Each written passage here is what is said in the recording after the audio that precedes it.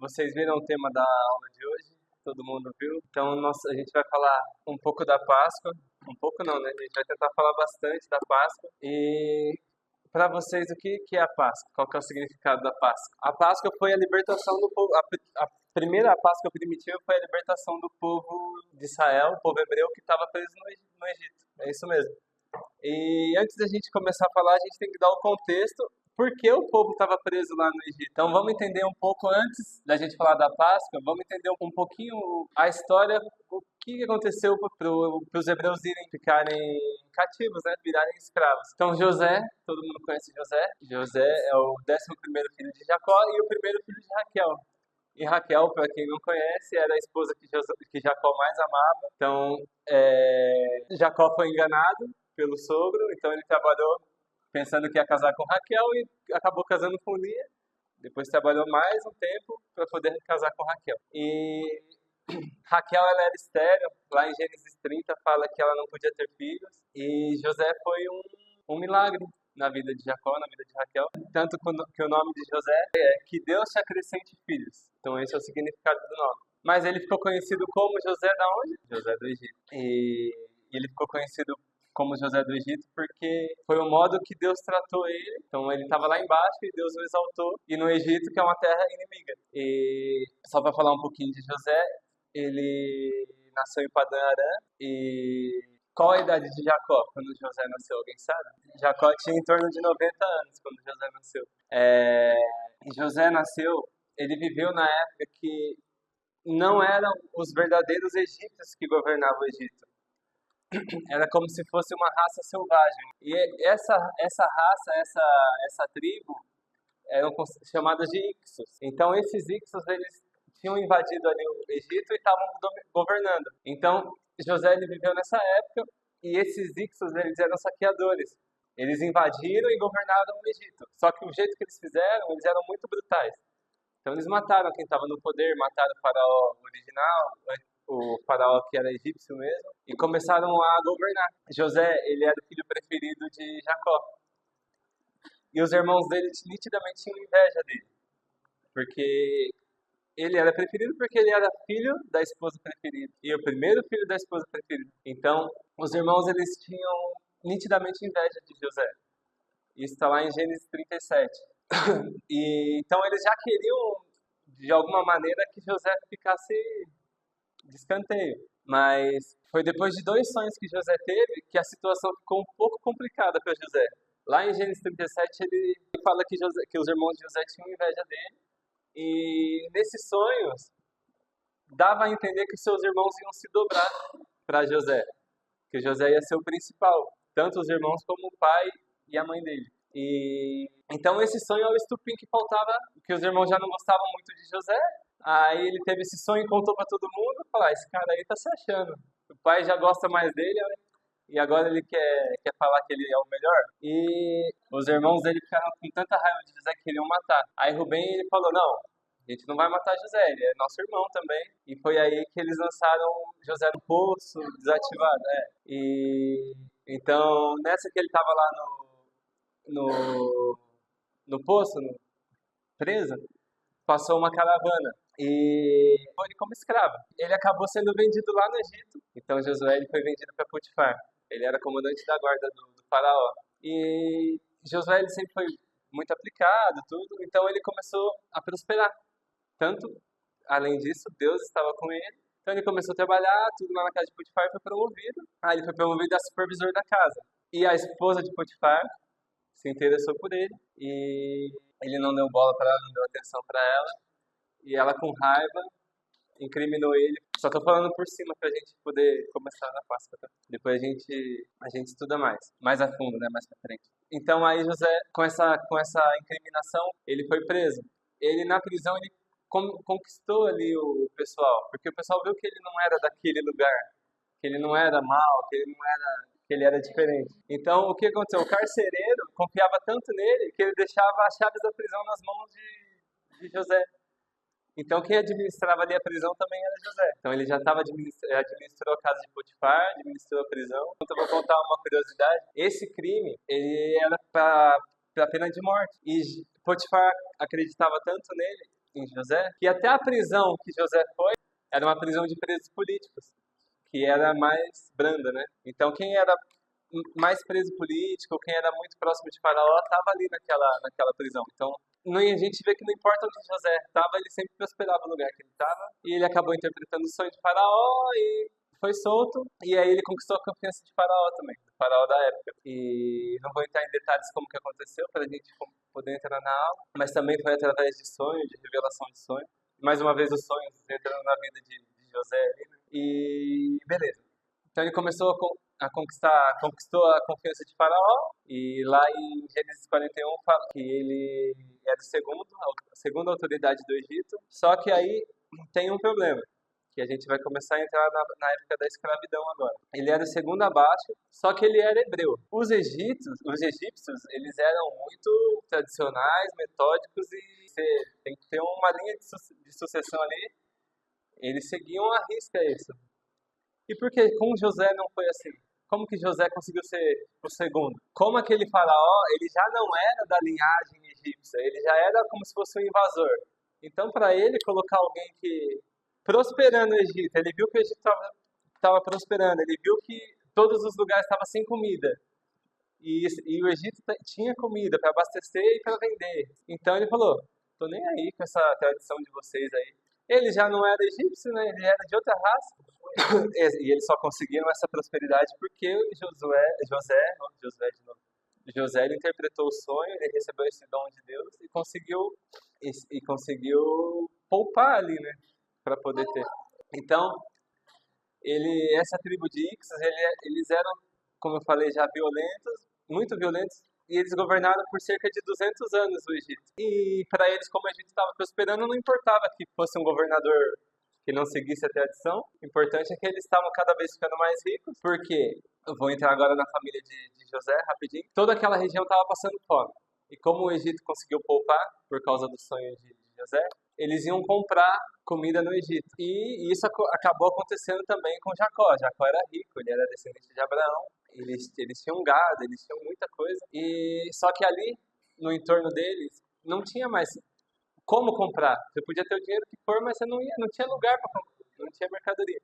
Então eles começaram a ir para longe até que foram parar no Egito. E para encurtar, eles descobriram que era José que estava lá, que era o filho de Jacó, que eram os irmãos. E José reviu a família, falou, vocês não vão passar fome, vocês vão ficar aqui. E aí foi Jacó com toda a tribo, com toda a descendência de Abraão, foram morar no Egito. Então aqui eu dei um contexto só de como os hebreus foram parar no Egito. Então foi através de José, que foi vendido, que foi preso, que virou governador e que trouxe a família dele para lá. Porque você podia ter dinheiro igual Jacó tinha, mas não tinha de comprar. Então não ia adiantar nada. Eu não vou entrar nos detalhes aqui de como aconteceu tudo para não estender mais. Então aí foi como os hebreus foram parar no Egito. E como eles saíram do Egito? É essa libertação que trouxe a Páscoa, a primeira Páscoa. Então essa palavra Páscoa, ela significa passar por cima, ou passar, ou saltar, passagem, passar. E a gente vai entender por quê. Esse significado de Páscoa, ele faz referência à 10ª praga, morte dos primogênitos. Então, como vocês já disseram no começo, Deus já tinha avisado Abraão que isso ia acontecer, que os israelitas seriam peregrinos em terra alheia, e isso aconteceu lá a partir de José. E só para contar como eles eram tão amados e depois ficaram tão odiados. 200 anos ficou esse faraó que aceitou o povo hebreu lá. Não só o faraó, né, por 200 anos, mas a linhagem daquele faraó. Só que daí chegou um momento que os egípcios recuperaram o trono, através de batalha, de guerra. Aí o próximo faraó que assumiu era o faraó egípcio mesmo. Ele era natural do Egito, seguia todas as tradições, as religiosidades. E quando ele fala que ele não reconhecia José e a sua família, a sua descendência, não é que ele não sabia quem José era, porque não tem como, você não soube, tá na história José. Então não é que quando fala que o faraó desconhecia José, é que ele não sabia, apagaram José da história, não é isso. É que ele não reconhecia José e a família como se fosse parte daquele povo. Não tinha valor, pode ser? Então não é que ele não sabia quem José era. Até porque José que salvou o povo dele. Então, quando a Bíblia fala que ele não reconhecia José, é porque ele não via ele como importante, ou via ele como um estrangeiro, como era. Então, por isso que ele começou a destratar o povo hebreu. E, além disso, aquele povo era muito próspero. Assim como a promessa que Deus fez para Abraão, eles eram muito prósperos, eles cresciam muito rápido, eles prosperavam muito rápido. E isso já despertou uma visão diferente ali para o faraó. Fala, se eu não parar esse pessoal agora, daqui a pouco eles vão tomar aqui. Então, foi aí que, com a autoridade que ele tinha, com o exército, ele começou a escravizar o povo hebreu, tá? Então é isso. E nessa promessa, Deus fala que eles ficariam oprimidos por 400 anos. E eu vou deixar essa pergunta para a próxima aula. Quando começou esses 400 anos de opressão? Em que momento foi? Mas assim como Deus avisou que eles iam ser julgados, subjugados, Deus também falou que ele libertaria o povo hebreu dessa nação. E todo esse processo de libertação, eles envolveu o que a gente chama de pragas, as pragas do Egito. E a Páscoa tem a ver com a última praga, que é a praga da morte dos primogênitos. Então foi esse episódio da última praga que deu origem à Páscoa. E cada uma das pragas, elas eram para humilhar um deus egípcio, né? Então, a gente vai estudar mais pra frente sobre as pragas, tudo direitinho. A gente vai ver que cada praga era uma humilhação para um deus deles. Porque lá eles tinham o deus do sol, deus da água, deus dos animais, deus do céu, sei lá. Então, cada uma dessas pragas foi mostrando que os deuses não tinham poder nenhum. Que o nosso Deus é o verdadeiro, né? E isso aconteceu também na última praga, que atacou o deus Amon-Ra. Eu não sei se vocês sabem, mas esse deus ele é o principal deus egípcio. Tem alguns lugares que chamam ele de Ra, que é o deus Sol, mas Amon-Ra e Ra é a mesma coisa. E ele não pôde fazer nada, porque o filho do faraó acabou morrendo. Não teve deus egípcio que conseguiu salvar o filho do faraó. E aqui eu deixei só para vocês entenderem. Água e sangue. Tinha um deus, a Hapi, que ela era protetora dos rios, dos lagos, e ela não conseguiu fazer nada, porque a água virou sangue e morreu tudo que tinha dentro daquele rio. Tem uma deusa Rex, que é uma rã mesmo, ela tem a cara de sapo, e assim vai. Piolho tem um deus também, mosca tem o deus dos insetos, que é um inseto também, e por aí vai. Cada praga, ela atacou diretamente o deus. Até chegando na última, que é o próprio faraó. Porque eu não sei se vocês sabem, faraó também é considerado um deus. Ele era um deus, ele era o próprio Ra, ou Amon-Ra, que é o deus sol. E a penúltima praga foi a escuridão, foi apagar o sol, que o deus sol não conseguiu fazer nada. E o faraó era considerado um deus encarnado ali, o próprio Amon-Ra, o próprio Ra. E também não conseguiu fazer nada. Vamos ver se vocês sabem. Quais são as 10 pragas, vai?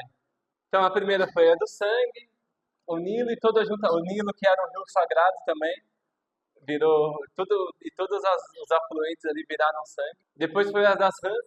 As rãs elas invadiram o Egito de uma maneira extraordinária ali. E depois foi os piolhos, que a Bíblia relata que era tanto piolho que parecia a areia da terra, o pó da terra. Moscas, pestilência. O que é pestilência? A morte do gado. Todo o gado egípcio morreu. O gado hebreu continuou. Úlceras. Começou a aparecer aquelas úlceras no corpo dos egípcios. Tanto nas pessoas como nos animais que sobraram ali. Granizo. Chuva de granizo. Gafanhoto. Que se com a chuva já estava tudo derrubado, o que sobrou de plantação ali, de vegetação, o gafanhoto comeu. Aí a penúltima praga foi a escuridão, que imagina o sol, era adorado por eles, o sol ser apagado, ficar tudo escuro. 3 dias ficou tudo apagado. E aqui deu origem à Páscoa foi a morte do primogênito, que o primogênito do faraó acabou morrendo também. Então aqui a gente viu que com todas as outras pragas anteriores, o Egito já estava totalmente acabado.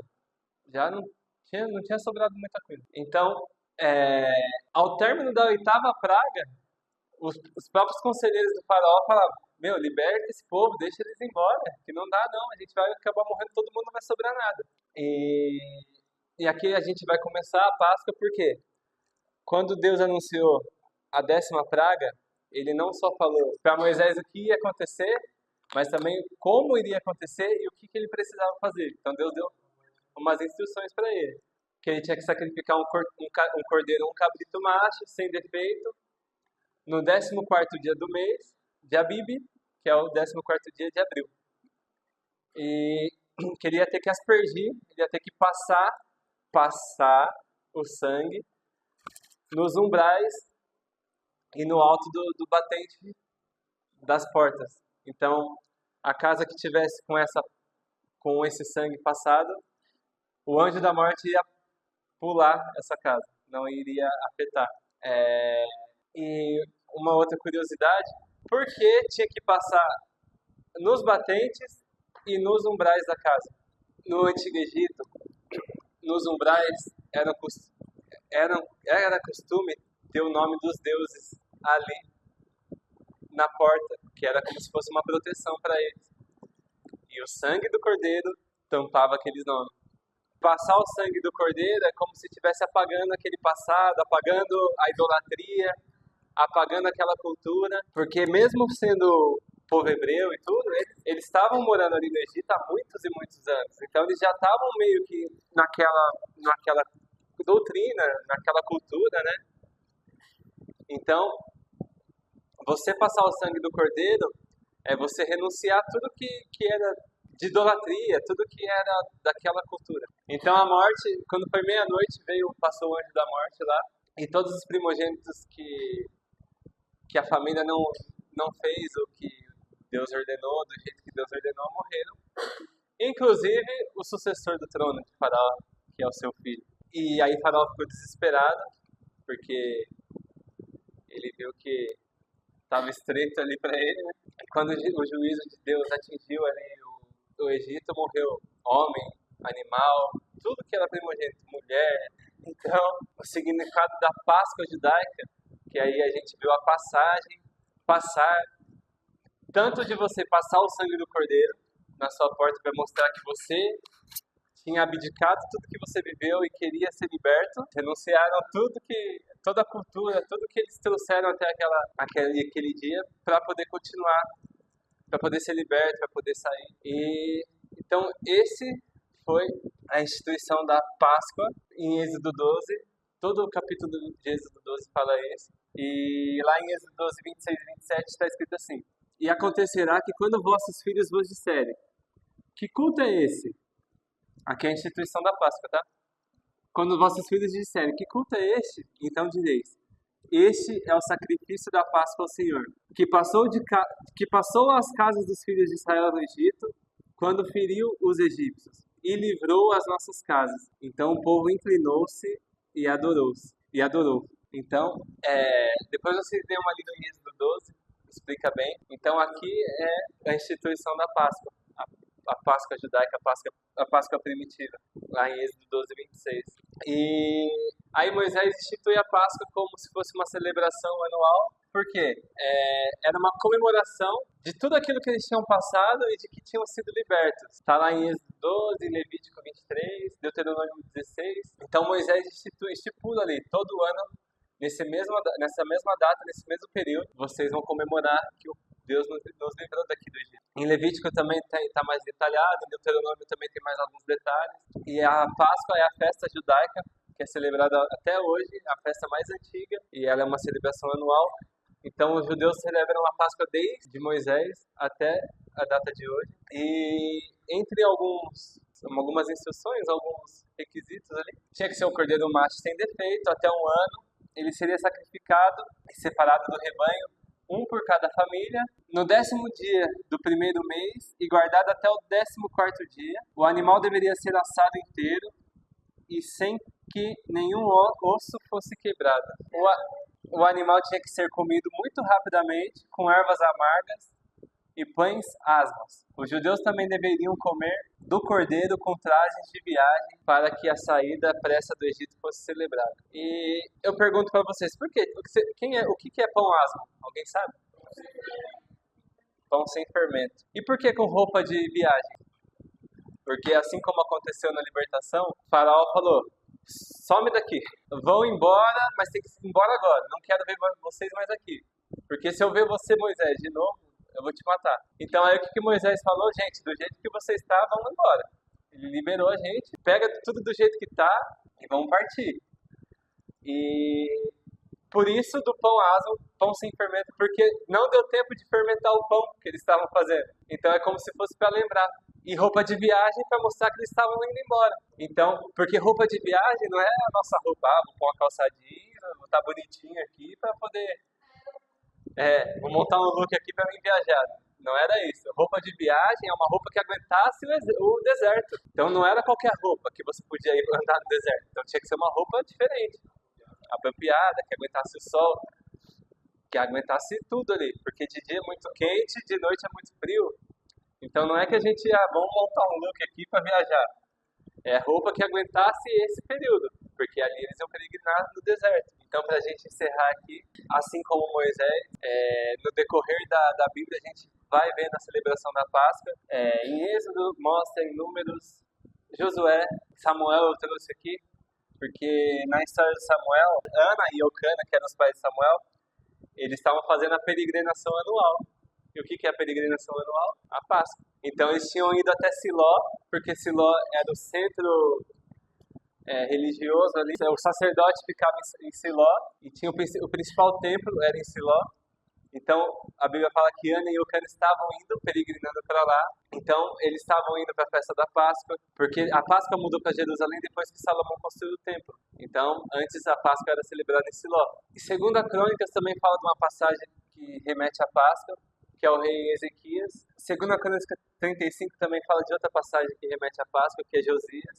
Ele achou um livro perdido, que não é a Bíblia nossa, mas é a Bíblia da época, que eram os principais livros, porque ali, na época dos reis, já tinham misturado a idolatria de novo. Então, quando Josias ele acha a Bíblia, ele começa a ler e fala, nossa, é aqui que a nossa família acreditava, é isso aqui? Então ele reúne os sacerdotes e coloca a Páscoa ali de novo, porque a Páscoa tinha sido perdida, né? Não era mais celebrada. Exato, ele fica tão triste, tão revoltado, que ele começa a rasgar as vestes dele. Falando, como que a gente deixou isso se perder? E começa a quebrar todas as esculturas, reduzindo tudo a pó. E aí ele restaurou essa festa da Páscoa de novo. E a Páscoa na época de Jesus, que vai ficar para a próxima aula. Que é a Páscoa que a gente celebra até hoje, que tem a Santa Ceia. A gente vai ver a origem da Santa Ceia. Então aqui hoje a gente viu a primeira Páscoa, porque quando a gente fala em Páscoa hoje, a gente fala da ressurreição de Cristo, né? Mas se a Páscoa já era comemorada lá em Êxodo, Cristo não tinha nem nascido na Terra e ressuscitado ainda, né?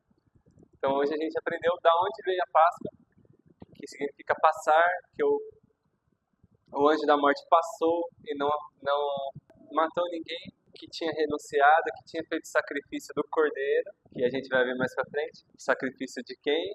Que a gente é salvo hoje e a morte não nos alcança, assim como não alcançou também naquela época. Então é isso, gente. Vamos orar para agradecer.